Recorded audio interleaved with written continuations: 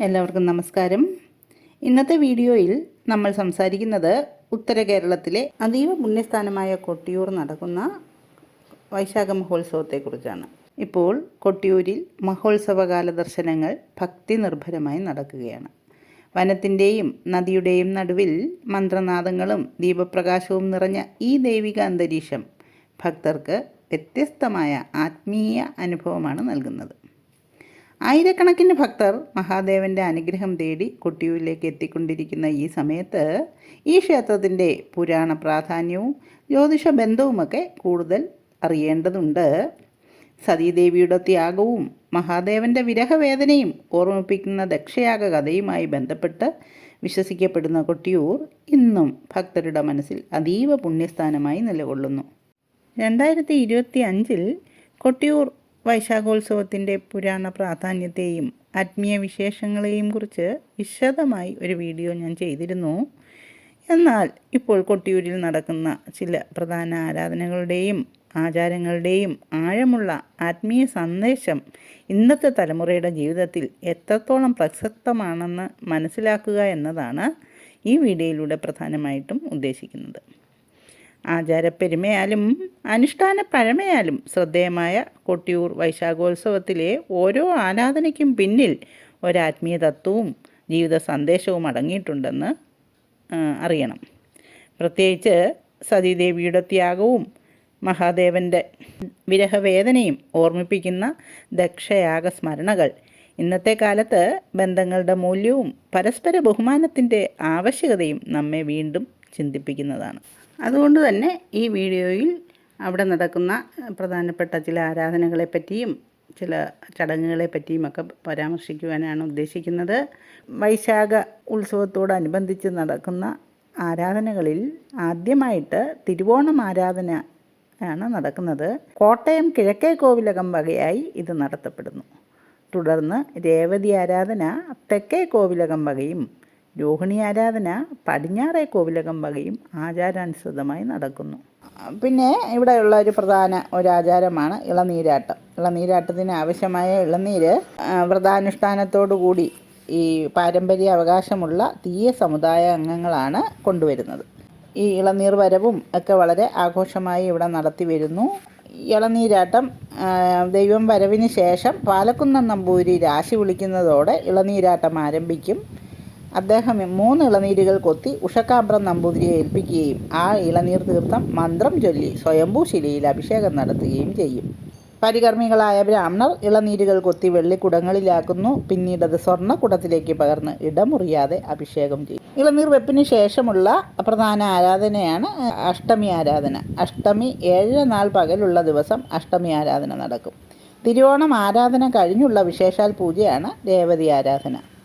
പിന്നെ മറ്റൊരു പൂജയാണ് രോഹിണി ആരാധന. ഇതിന് ആലിംഗന പുഷ്പാഞ്ജലി എന്നുള്ള ഒരു പ്രത്യേകതയും ഉണ്ട്. ആരാധനാ പൂജകളായ പഞ്ചഗവ്യാഭിഷേകം, പൊന്നിൻ ശീവേലി, നവകാഭിഷേകം, കളഭാഭിഷേകം എന്നിവ കൂടാതെ ആലിംഗന പുഷ്പാഞ്ജലി നടക്കുന്നതിനാലാണ് ആരാധനകളിൽ രോഹിണി ആരാധന പ്രാധാന്യമർഹിക്കുന്നത്. സതീവിരഹ ദുഃഖത്താൽ തപിക്കുന്ന പരമേശ്വരനെ ഗാഠമായി ആശ്ലേഷിച്ച് മനം കുളിർപ്പിക്കുന്ന ഒരു ശുഭദായകമായ മുഹൂർത്തത്തിൻ്റെ പ്രതീകാത്മകമായ പുനരാവിഷ്കരണമാണ് ആലിംഗന പുഷ്പാഞ്ജലി. കുറുമാത്തൂർ നായ്ക്കൻ എന്ന ബ്രാഹ്മണ ശ്രേഷ്ഠൻ്റെ ജന്മാവകാശമാണ് ആലിംഗന പുഷ്പാഞ്ജലി കർമ്മം. വാദ്യഘോഷങ്ങളോടുകൂടിയാണ് ഇത് നടക്കുന്നത്. മണിത്തറയിൽ മുട്ടുകുത്തി കമിഴ്ന്ന് കിടന്നുകൊണ്ട് സ്വയംഭൂവിനെ ഇരുകൈകളും കൊണ്ട് നെഞ്ചോട് ചേർത്ത് ആലിംഗനം ചെയ്ത് ഭഗവാനെ പ്രസാദിപ്പിക്കുന്നു. അത്യപൂർവവും ഭക്തി നിർഭരവുമായ ഈ ചടങ്ങ് വീക്ഷിക്കാൻ തിരുവഞ്ചിറയിലും പടവുകളിലും ഭക്തസഹസ്രങ്ങൾ ഇമ്മവെട്ടാതെ കാത്തിരിക്കും. ഏതെങ്കിലും കാരണവശാൽ പുല, വാലായ്മ തുടങ്ങിയ അശൗചങ്ങളാൽ കുറുമാത്തൂർ നായ്ക്കൽ കൊട്ടിയൂരിൽ വന്ന് പൂജ നിർവഹിക്കാൻ കഴിയാത്ത അവസ്ഥയിൽ ആലിംഗന പുഷ്പാഞ്ജലി നടക്കുകയില്ല. രോഹിണി നാൾ മിഥുനമാസത്തിലായാലും ആലിംഗന പുഷ്പാഞ്ജലി ഉണ്ടാവുകയില്ല. മിഥുനത്തിലെ രോഹിണി നാൾ ശ്രാദ്ധ ദിനമായതിനാലാണ് ഇങ്ങനെ സംഭവിക്കുന്നത്. ഈ വർഷം, അതായത് 2026 രോഹിണി നാൾ വരുന്നത് ജൂൺ 14, മിഥുനം 31 ഈ വർഷം ആലിംഗന പുഷ്പാഞ്ജലി ദർശിക്കുവാനുള്ളൊരു ഭാഗ്യം ഭക്തജനങ്ങൾക്ക് ഉണ്ടാകും എന്നുള്ളതാണ് ഈ വർഷത്തെ വൈശാഖോത്സവത്തിൻ്റെ പ്രത്യേകത. പുരാണങ്ങളിൽ പറയപ്പെടുന്നത് ദക്ഷപ്രജാപതി നടത്തിയ മഹായാഗത്തിലേക്ക് മഹാദേവനെ ക്ഷണിക്കാതിരുന്നതും തുടർന്നുണ്ടായ അപമാനവുമാണ് വലിയ സംഭവങ്ങൾക്ക് കാരണമായത് എന്നാണ്. ഭർത്താവിനെ അപമാനിച്ചതിൽ ദുഃഖിതയായ സതീദേവി യാഗവേദിയിൽ ആത്മത്യാഗം ചെയ്യുകയായിരുന്നുവെന്ന് കഥ പറയുന്നു. സതീദേവിയുടെ വിരഹത്തിൽ അത്യന്തം ദുഃഖത്തിലും ക്രോധത്തിലുമായ മഹാദേവൻ്റെ താണ്ഡവഭാവം ലോകത്തെ തന്നെ നടുക്കുന്നതായാണ് പുരാണ വിവരണം. ഈ ദശയാഗ സ്മരണകളുമായി ബന്ധപ്പെട്ട് വിശ്വസിക്കപ്പെടുന്ന അതീവ പുണ്യസ്ഥാനമാണ് കൊട്ടിയൂർ മഹാദേവ ക്ഷേത്രം. അതുകൊണ്ട് തന്നെ കൊട്ടിയൂരിലെ ആരാധനകളിൽ ശിവൻ്റെ വിരഹവേദനയും സതീദേവിയുടെ ത്യാഗവും തുടർന്ന് മഹാവിഷ്ണു മഹാദേവനെ ആശ്വസിപ്പിക്കുന്ന ദൈവിക സങ്കല്പവും ആത്മീയമായി പ്രതിഫലിക്കുന്നതായിട്ട് ഭക്തർ വിശ്വസിക്കുന്നു. അതിൻ്റെ പ്രതീകാത്മകമായ അനുകരണമാണ് ആലിംഗന പുഷ്പാഞ്ജലി. പുരാണങ്ങളിൽ സതീദേവിയുടെയും മഹാദേവൻ്റെയും കഥ നമ്മെ ഓർമ്മിപ്പിക്കുന്നത് ബന്ധങ്ങളുടെ പവിത്രതയും പരസ്പര ബഹുമാനത്തിൻ്റെയും പ്രാധാന്യവുമാണ്. അഹങ്കാരവും അപമാനവും ബന്ധങ്ങളെ എത്രത്തോളം തകർക്കാമെന്ന് ദക്ഷയാഗ കഥ വ്യക്തമാക്കുന്നു. ഇന്നത്തെ കാലഘട്ടത്തിൽ കുടുംബ ബന്ധങ്ങളിലും ദാമ്പത്യ ജീവിതത്തിലും മൂല്യച്യുതിയും അസ്ഥിരതയും വർദ്ധിക്കുന്നതായിട്ട് കാണുന്നുണ്ട്. സ്ഥിരതയില്ലാത്ത ബന്ധങ്ങളും പരസ്പര ഉത്തരവാദിത്തങ്ങളെ കുറച്ചു നോക്കുന്ന പ്രവണതകളും ലിവിങ് ടുഗദർ പോലുള്ള പുതിയ ജീവിത രീതികളും സമൂഹത്തിൽ കൂടുതൽ ചർച്ചയാകുന്ന സാഹചര്യത്തിലാണ് നാം ഇന്ന് ജീവിക്കുന്നത്.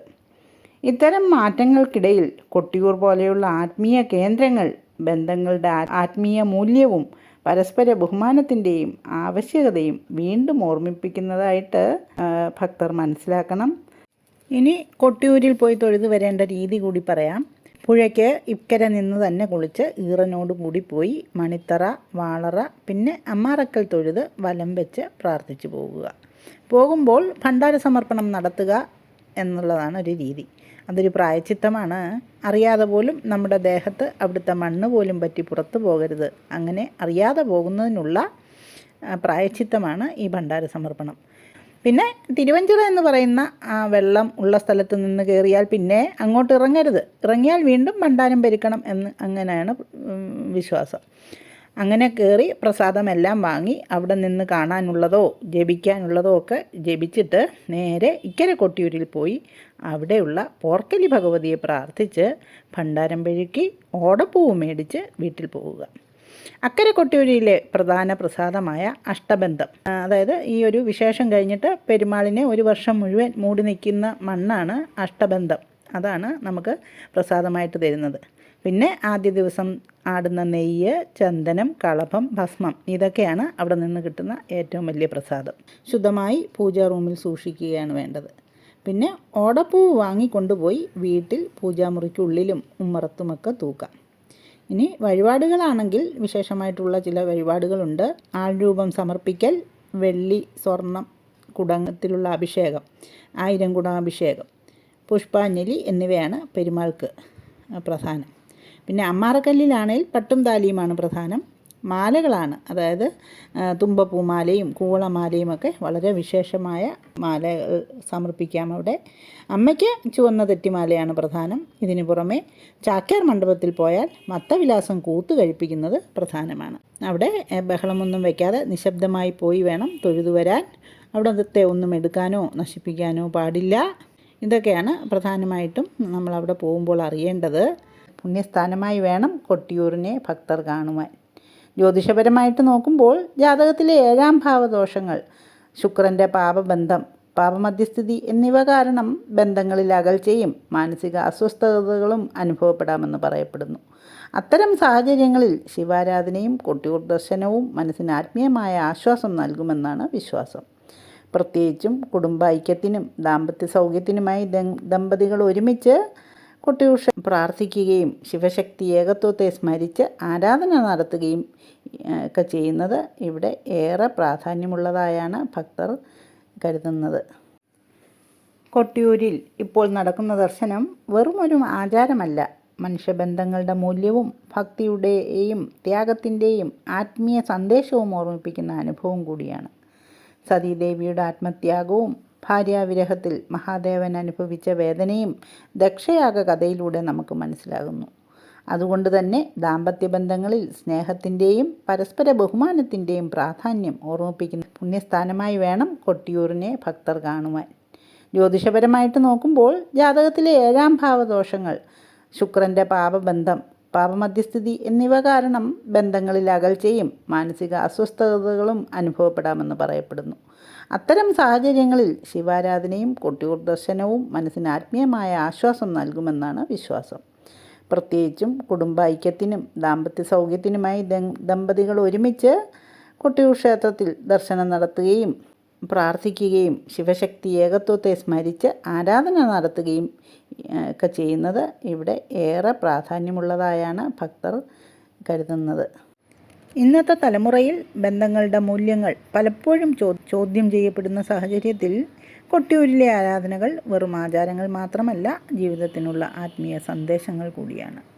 നല്ല കുടുംബജീവിതം ആഗ്രഹിക്കുന്നവരും ദാമ്പത്യ ബന്ധങ്ങൾ ശിഥിലമാകാതെ പരസ്പര ബഹുമാനത്തോടെയും സ്നേഹത്തോടെയും ദീർഘദാമ്പത്യം നിലനിൽക്കണമെന്ന് പ്രാർത്ഥിക്കുന്നവർക്കും കൊട്ടിയൂരപ്പൻ അനുഗ്രഹം ചൊരിയുന്നു എന്ന് തന്നെ അറിയണം. വീഡിയോ ഇഷ്ടമായെന്ന് വിശ്വസിക്കുന്നു. ഇഷ്ടമാവുകയാണെങ്കിൽ ലൈക്ക് ചെയ്യാനും ഷെയർ ചെയ്യാനും സബ്സ്ക്രൈബ് ചെയ്തിട്ടില്ലാത്തവർ സബ്സ്ക്രൈബ് ചെയ്യുവാനും മറക്കരുതേ. ജ്യോതിഷ സംബന്ധമായ നിങ്ങളുടെ സംശയങ്ങൾക്ക് എൻ്റെ വാട്സാപ്പിൽ ബന്ധപ്പെടാവുന്നതാണ്. നന്ദി, നമസ്കാരം.